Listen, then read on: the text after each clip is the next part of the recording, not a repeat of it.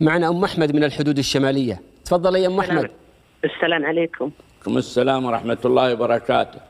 لو سمحت يا شيخ عندي سؤالين. نعم.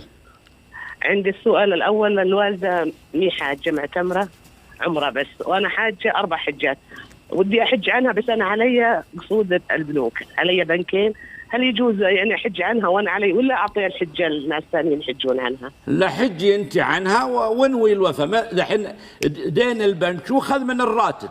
اي والله ما لو قعدتي وش بتسوين؟ حجي وخليهم ياخذوا من الراتب.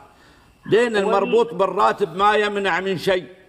اي البنك علي يخصمون شهريا. اي ابد، حجي. والسؤال الثاني، مثلا يجي رمضان اتصدق عنها وعن الوالد، يعني بميه، يعني ميه للعمال اللي بالشوارع كلها، تمر وميه، هل يجوز للعمال ولا للجمعيه الخيريه؟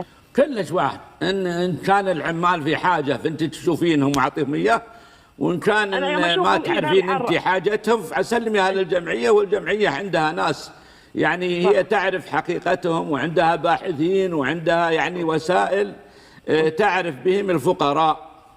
ايوه، انا اشوفهم بالشوارع وقت رمضان والحر وكذا، اقوم اوزع عليهم. جزاك الله خير. نعم زي كذا. بس لو سمحت يا شيخ، اقدر يعطوني رقم الشيخ ان شاء الله بعد الحلقه ان شاء الله. ابشري. ودي اكلمه مو على الهواء ان شاء الله بعد الحلقه ان شاء الله. جزاك الله خير.